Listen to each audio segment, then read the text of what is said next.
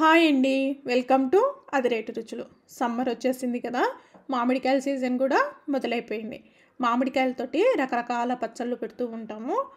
అయితే ఒకసారి ఇలా మామిడికాయ తురుము పచ్చడి పెట్టి చూడండి.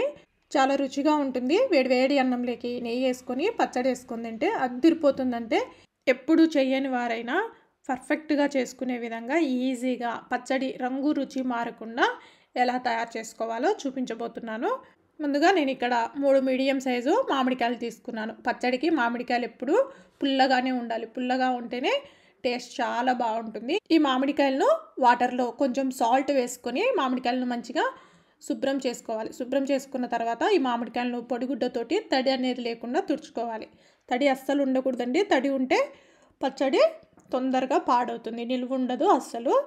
ఇలా తుడిచిపెట్టుకున్న తర్వాత మనము దీన్ని పీలర్ తోటి చెక్కును మొత్తము తీసుకుందాం. ఇలా అన్నిటికీ పైన చెక్కును మొత్తము తీసేసుకోవాలి. కొంతమంది చెక్కు తీసుకోకుండా కూడా చేస్తూ ఉంటారు. నేనైతే ఇక్కడ చెక్కు మొత్తం తీసేస్తున్నాను. ఇలా అన్నిటికీ చెక్కు తీసుకొని పెట్టుకోవాలి. ఇప్పుడు ఒక ప్లేట్ కానీ లేదంటే వెడల్పుగా ఉన్న ఒక బౌల్ కానీ తీసుకొని మనము కొబ్బరి తురుము పట్టుకుంటూ ఉంటాం కదా, దాంతో మరీ చిన్న చిన్న హోల్స్ లేకుండా కొంచెం పెద్ద పెద్దగా ఉన్న హోల్స్ తోటి మనము పీల్ చేసుకున్నటువంటి మామిడికాయలను ఇలా తురుము పట్టుకోవాలి. లోపల టెంక కానీ జీడి అనేది తగలకుండా తురుము పట్టుకోవాలండి. ఎందుకంటే ఇప్పుడిప్పుడే వస్తున్నాయి కదా మామిడికాయలు, కాస్త లేతగా ఉంటాయి. అందువల్ల జీడి అనేది రాకుండా చూసుకోండి. ఇలా మామిడికాయలను అన్నిటినీ ఇలా తురుము పట్టుకోవాలి. ఇప్పుడు ఈ మామిడికాయ తురుము ఎంత వచ్చిందో కొలిచి చూపిస్తాను.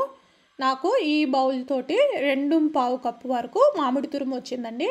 మామిడి తురుము తురుముకున్న తర్వాత దీంట్లో వాటర్ ఎక్కువగా ఉంటుంది కదా, అలా లేకుండా పచ్చడి అనేది ఎక్కువ రోజులు నిల్వ ఉండాలంటే ఇలా తురుముకున్న తర్వాత వెడల్పుగా ఉన్న ఒక ప్లేట్లో కానీ లేదంటే బౌల్లో కానీ ఒక గంట సేపు కుదిరితే ఎండలో అయినా పెట్టుకోండి, లేదంటే ఫ్యాన్ కిందైనా ఆరబెట్టేసుకోండి. అప్పుడు దాంట్లో ఉన్న తడి మొత్తం తగ్గిపోయి పచ్చడి ఎక్కువ రోజులు నిల్వ ఉంటుంది.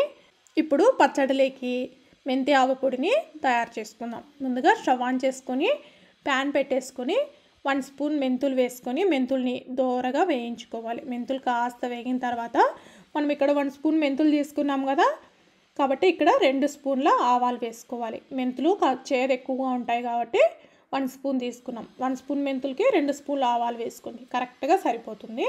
ఈ మెంతులు ఆవాలు చిటపటలాడి మెంతులు మంచిగా దోరగా వేగి మంచి వాసన వచ్చేంత వరకు వేయించుకోవాలి. ఇలా వచ్చిన తర్వాత స్టవ్ ఆఫ్ చేసుకుని మెంతులు ఆవాలు చల్లారిన తర్వాత మిక్సీ జార్లోకి వేసుకొని ఇలా మెత్తగా పౌడర్ లాగా చేసుకోవాలి. ఒకవేళ మీకు మిక్సీలో పడదు అనిపిస్తే రోట్లో అయినా మెత్తగా నంచుకొని రెడీగా పెట్టుకోండి. ఇప్పుడు పచ్చడికి తాలింపును రెడీ చేసుకుందాం. ముందుగా స్టవ్ ఆన్ చేసుకొని ప్యాన్ పెట్టేసుకొని నాకు ఇక్కడ 2.25 కప్పు వరకు మామిడి తురుము వచ్చింది కదా, అందుకోసం నేను ఇక్కడ 3.25 కప్పు వరకు పల్లి నూనె వేసుకుంటున్నాను. పచ్చళ్ళకి ఎప్పుడైనా పల్లి నూనె కానీ లేదంటే నువ్వుల నూనె అయినా వాడాలి, అప్పుడే మంచి టేస్ట్ వస్తుందండి. ఇప్పుడు నూనె మంచిగా వేడెక్కిన తర్వాత ఇందులోకి 1 టీ స్పూన్ జీలకర్ర, 1 టీ స్పూన్ ఆవాలు, 1/2 టీ స్పూన్ కన్నా తక్కువగా మెంతులు, అలాగే 10-12 కచ్చాపచ్చాగా దంచుకున్న వెల్లుల్లి రెబ్బలు వేసుకొని ఇప్పుడు స్టవ్ ఆఫ్ చేసుకొని ఆ వేడికే పోపుని వేయించుకోండి. పోపు ఎక్కువగా మాడకుండా ఉంటుంది. ఈ వేడికే పోపు వేగిపోతుందండి. ఇప్పుడు ఇందులోకి 3 ఎండుమిర్చి కూడా తుంపి వేసుకోవాలి. ఈ ఎండుమిర్చి కూడా వేగిన తర్వాత ఇందులోకి 2 రెమ్మల కరివేపాకు కూడా వేసుకోండి. నేను ఇక్కడ ఇంగువ యాడ్ చేయలేదండి, మీరు కావాలంటే ఇంగువ యాడ్ చేసుకోండి, మంచి టేస్ట్ వస్తుంది ఇంగువ వేయడం వల్ల కూడా. ఇప్పుడు తాలింపు మొత్తం వేగిపోయింది కదా, దీన్ని పక్కకు పెట్టేసుకొని చల్లార్చుకుందాం. పూర్తిగా చల్లారిన తర్వాతనే పచ్చడి కలుపుకోవాలి. అలా చల్లారకుండా కలుపుకున్నారంటే రంగు మారుతుందండి. పూర్తిగా చల్లారినాక కలుపుకోవడం వల్ల రంగు అనేది మారదు పచ్చడి. ఇప్పుడు ఇందులోకి 2 కప్పుల మామిడి తురుముకు 1/2 కప్పు వరకు సాల్ట్, అలాగే 1/2 టీ స్పూన్ పసుపు, 1/2 కప్పు కారం పొడి వేస్తున్నాను. నేను ఇక్కడ ఆశీర్వాద్ కారం పొడి వాడాను, మీ దగ్గర ఏది అవైలబుల్ ఉంటే అది వాడండి. తర్వాత గ్రైండ్ చేసుకున్న మెంతి ఆవు పొడిని వేసుకోవాలి. వీటన్నిటిని వేసుకొని ఆయిల్లో బాగా కలిసే విధంగా కలుపుకోవాలి. నేను ఇక్కడ నాకు 2 కప్పులకు కాస్త 1/2 కప్పు వరకు వచ్చింది కాబట్టి 1 టీ స్పూన్ వరకు ఎక్స్ట్రాగా సాల్ట్ వేసుకున్నాను. పులుపుని బట్టి మీరు సాల్ట్ వేసుకోండి. పులుపు తక్కువగా ఉంటే మామిడికాయలు సాల్ట్ కొంచెం తక్కువగా పడుతుంది. ఒకసారి ఇలా మొత్తం బాగా కలిసే విధంగా కలుపుకున్న తర్వాత ఇప్పుడు మనము గంట సేపు ఆరబెట్టుకున్న మామిడి తురుముని వేసుకోవాలి. ఇలా వేసుకొని మొత్తం కలిసే విధంగా మామిడి తురుము మొత్తం కలుపుకోవాలి. ఇది మామూలు పచ్చళ్ళలాగా ఆయిల్ అనేది ఎక్కువగా పైకి తేలుతూ ఉండదండి. మొత్తం బాగా కలిసిపోయి గుజ్జు గుజ్జుగా ఉంటుంది. ఇలా పచ్చడిని మొత్తం బాగా కలిపేసుకున్న తర్వాత ఒకరోజు మొత్తము ఊరనివ్వండి. ఇలా ఊరనివ్వడం వల్ల పచ్చడికి ఉప్పు కారాలన్నీ సమంగా పట్టి మంచి టేస్టీగా ఉంటుందండి. వేడి వేడి అన్నంలోకి నెయ్యి వేసుకొని ఈ తురుము పచ్చడి వేసుకొని తింటే చాలా టేస్టీగా ఉంటుంది. అలాగే టిఫిన్స్లోకి కూడా చాలా బాగుంటుంది.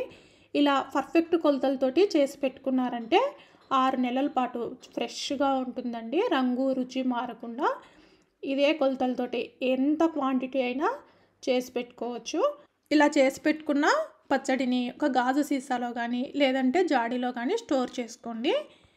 ఇలా చేసి చూడండి. పర్ఫెక్ట్ కొలతలతోటి మీకు ఖచ్చితంగా మామిడికాయ తురుము పచ్చడి మంచి రుచితో పాటు కలర్ అనేది చేంజ్ అవ్వకుండా చాలా టేస్టీగా కుదురుతుంది.